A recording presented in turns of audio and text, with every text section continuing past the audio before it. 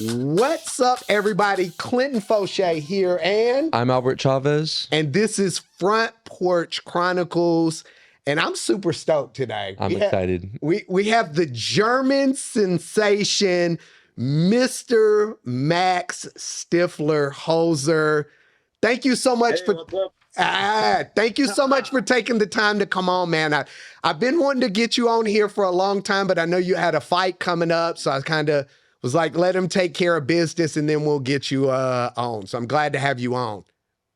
Yeah, thank you. Yeah. I'm glad that I can be here. Yeah, no doubt. So, quick question. I know you're from Germany. We kind of want to go into a little bit more about Max, the person, than the fighter. Where are you originally from? Are you originally from Hannover? Yeah, I'm originally from Germany. Yes. Born and raised. Are you from Hannover?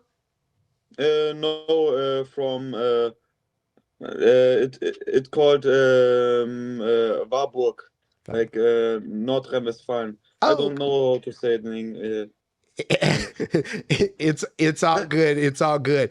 How was it growing up there? Is it the same environment? Yes, of course. It's only like 2 hours away. Okay. So it's not that far. That's good. That's good. So when you were younger, when did you start training in martial arts? I started when I was 15 years old. Oh wow. And yes, and yeah, before I did not train martial arts.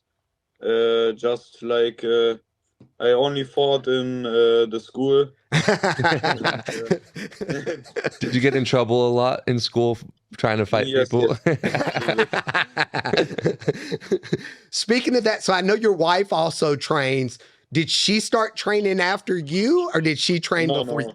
Before. Oh, you better be careful. You better be careful. No, she's the girl. I don't have to worry. Oh.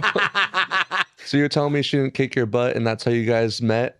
Yeah, no. We met the first time in training, and I thought I was like 17 years old, and she looked like a little bit older, and she was from another gym. Yeah. And at this time, I was thinking, yes, this girl thinks she can kick my ass. So yes, I was young and dumb, and I did a little bit like too much. Too hard. So when did you actually get into MMA? Did you start out in MMA, or did you start with jiu-jitsu and then do MMA? No, I started with MMA.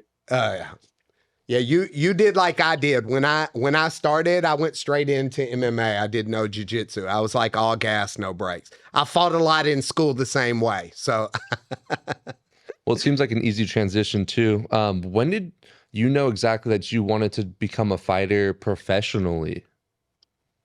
When I first started, I had much interest in becoming a fighter, but I was thinking that I could not be good enough. But yeah, when I won my first tournaments and like did well in training, I was thinking maybe I can make a career out of it. But anyway, when I started training, it was the only thing I wanted to do until now. So I had no other choice. Yeah. Well, I like the fact that you're passionate about MMA.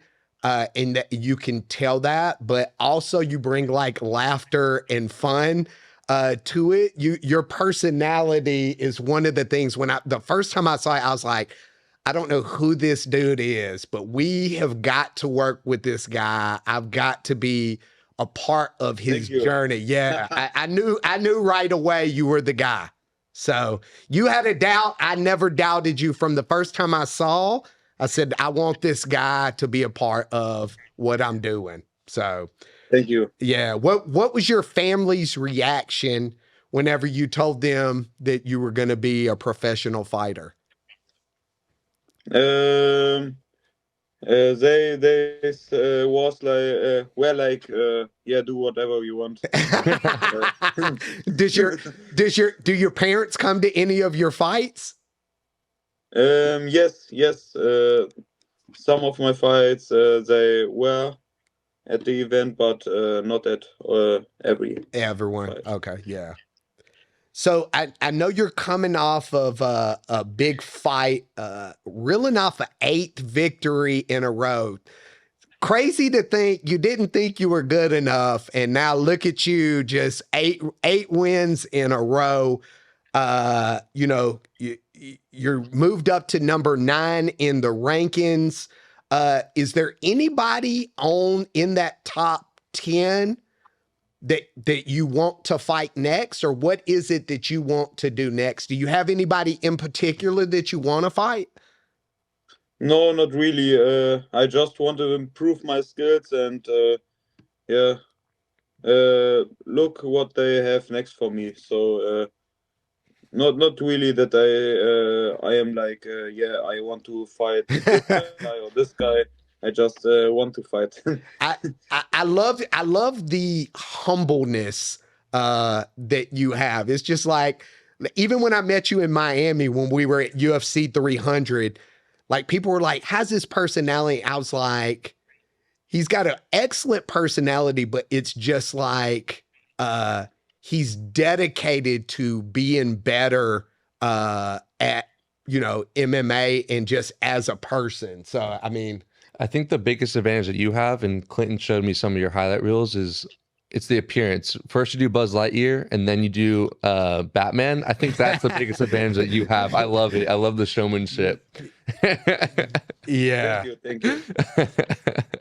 So, I have a question. I always am curious about this with all the fighters that we've talked with. Is there a certain ritual or tradition that you do before every fight, either during the week or day of, to get you mentally prepared to get in the octagon?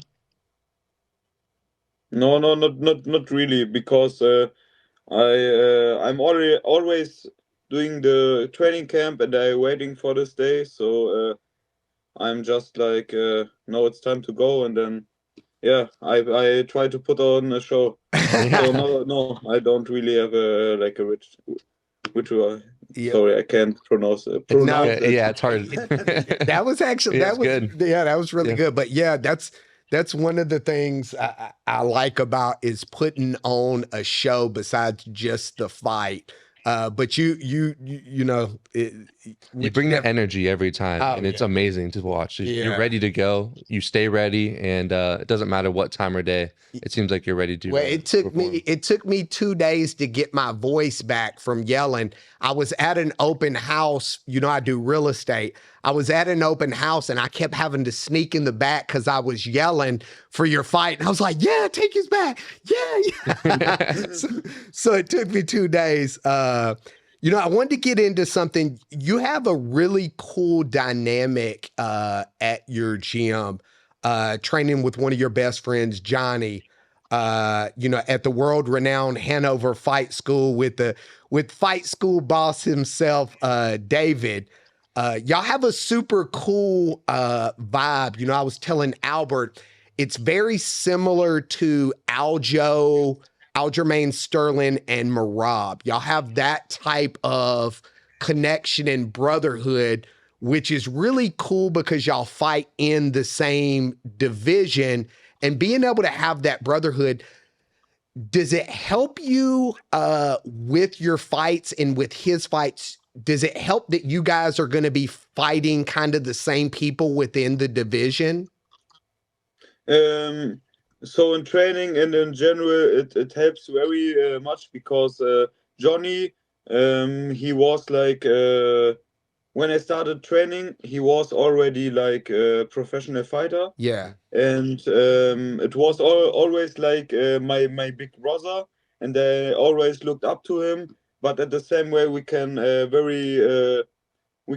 compete very hard in the training, but we also are the only partners that never injury each other. Yeah. So, yeah, but it helps very with everything because we talk about new techniques we want to learn, or we do our training camps together. And yes, I think without Johnny, I would not be where I am.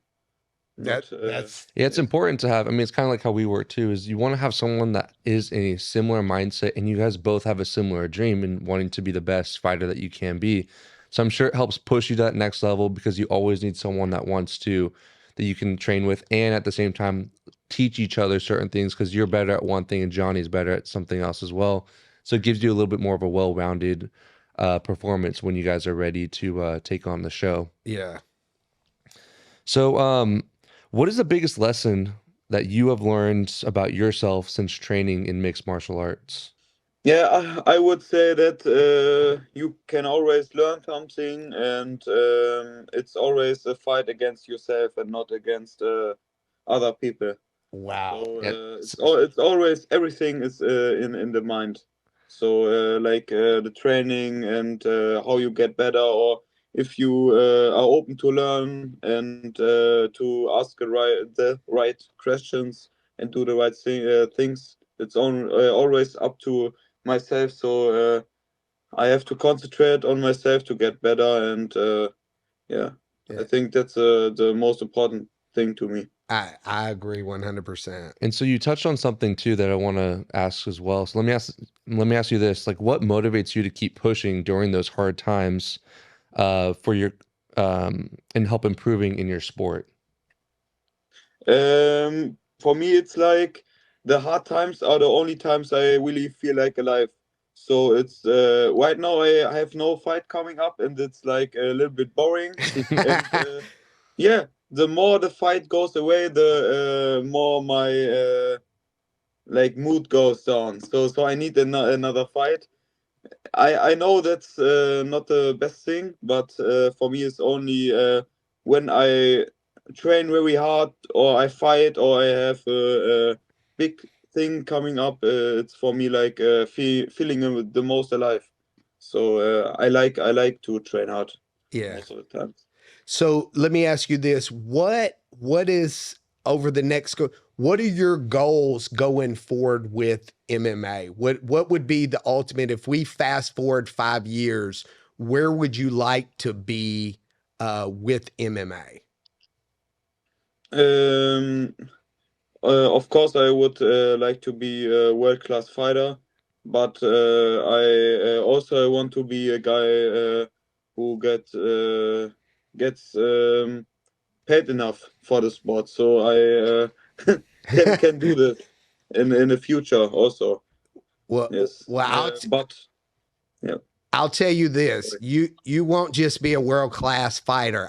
I say this all the time. You will be a UFC champion. When I tell you that I believe that with my whole heart, like I truly believe you are destined for greatness, and not just because you're a great fighter, but because of your mindset, because of your dedication and your humbleness. I have no doubt you will be a champion.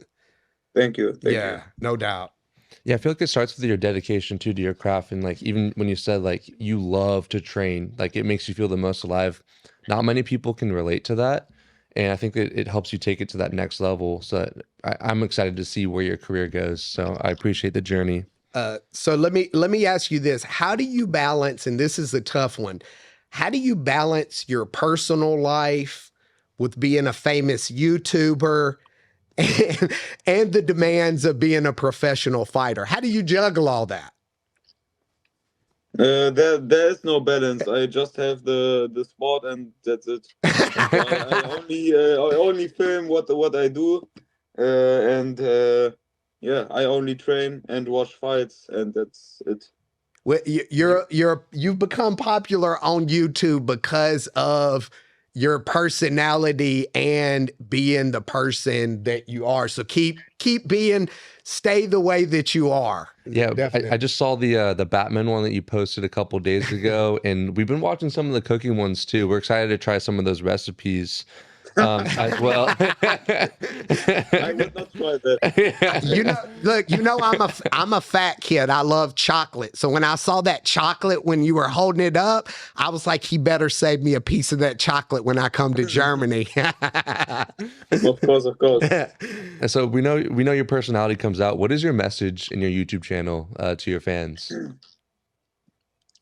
My message in my YouTube channel is like, I just want to film my career and talk shit, and that's it. And have There's fun.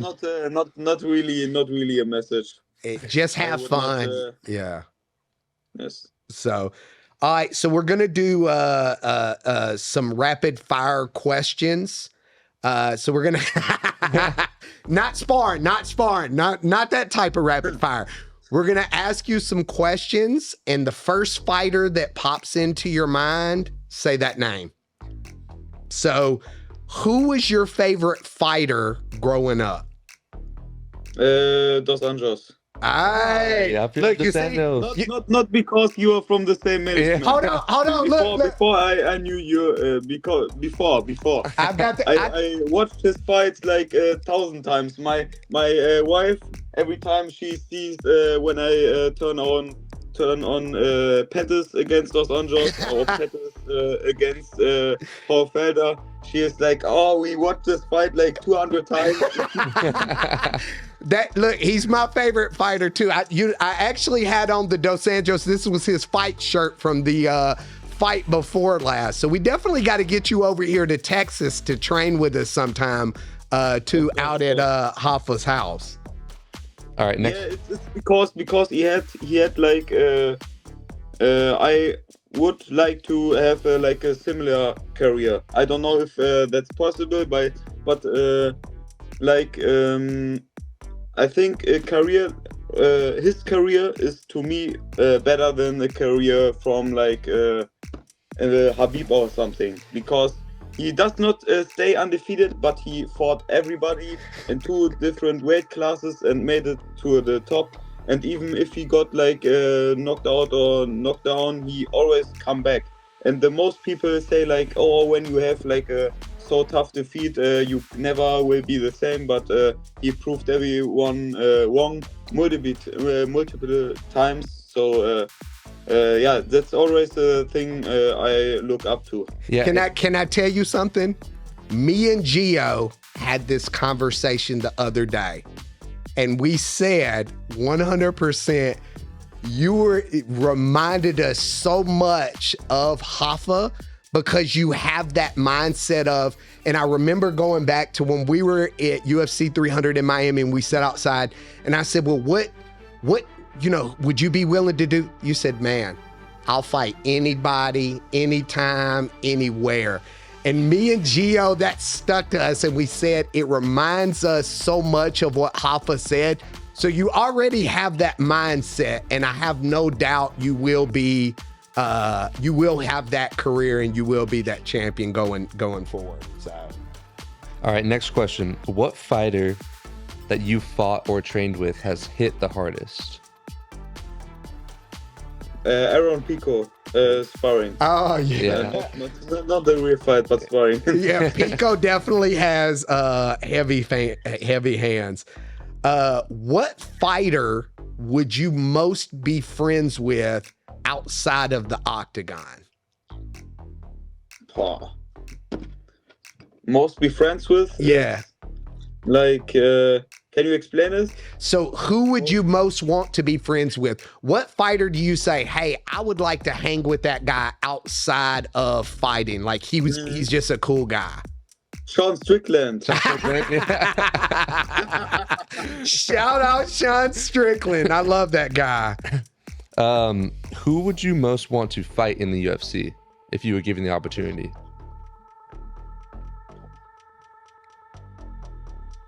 I don't know. I'm not there right now, so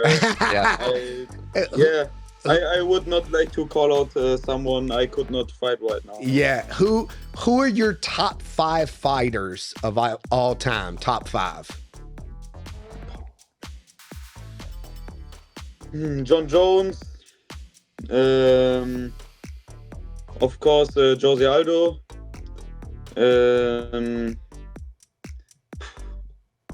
I would put Dos Anjos also, and like the two other guys, I would say like I really like Volkanovski. Yeah. Yep. He had a great career, and the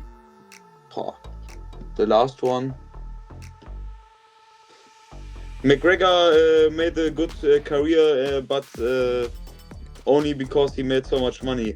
Yeah, the business side of it. Yeah, he definitely did for sure. Yeah, definitely the business side. So I'm not really sure about the last one. Maybe like a Habib, because he is the only guy that stays undefeated. John Jones is also undefeated, but he did like the the I one. know. The DQ. Okay, if there was a zombie apocalypse, what one fighter would you want by your side? Oh. Yeah, Sean Strickland, because of the guns. Look, everybody else has said other people, and I definitely would. I definitely, and he's got the trucks and stuff. Right? Yeah, he's got. So that, he's definitely the survival skill. Yeah, the survival skill. Hey, let me tell you something. Yeah, exactly. So, you know what? We're going to go ahead and wrap it up. We've got one final question. This is going to be a tough one, so if you need to take a second to think about it. If today was your last day to be alive, what is the one thing that you would want Max to be remembered for? That he had fear, but never showed away from doing the things he wanted to do. That's critical, man. Courage is it feels like it's going away. It's a lost trait when you know that you have to go and do something that you don't want to do and still do it. I feel like that's what like being a great human is. You know, you have to like go in the octagon and show what you do. You have to just show up daily in your training camp and sweat, bleed, go and put yourself at risk every single day. And from the conversation that we had, I feel like you admire all those traits, and I'm just thankful that you shared some of that journey today. And we're going to be rooting for you throughout your whole UFC or your MMA career. So thank you for stopping by today. We appreciate it. Thank you. Yeah, no doubt. I mean, for me, it's one of those things, having you on and hearing you say that when you first started, you doubted that you were good enough, and to have the resilience to keep pushing forward and keep pushing your boundaries and continue to get better. And even bigger than just getting better as a fighter, getting better as a person, like trying to make other people. You can tell that even with like the Batman and all of that stuff, it's something that you want to bring joy to other people. And you just have this very good spirit about you. And so that, you know, I love Max the fighter, and that's why I wanted to work with you. But even more, I wanted to be a part of this because of the man that you are and the man that you aspire to be, and putting out such good energy out in the world to people. So that's why you'll always have a fan in me. And I'm grateful to, you know, you're a part of the team with me. And I look forward to you one day being a UFC champion, because I have no doubts in my mind. Thank you. Thank you. Yeah. Thank so you. I don't know what to say. It's like... So, you know, I know it's late there. You've had a long training day. I want to say again, thank you for coming on. I know it's later in the evening over there in Germany. Go get you some rest. If you need anything, you've got my number. I'm always here for you. And we'll talk to you soon. Also, I'm planning a trip to Hannover, Germany this summer. I already been looking for plane tickets. So I'll let you know ahead when I come out there, so we can, you can show me some of those forests. Of course. Yeah, I will show you. All right. Take it easy, brother. I appreciate you. And tell your wife, thank you for everything. Thank you. Bye-bye. All right, brother. Talk to you soon.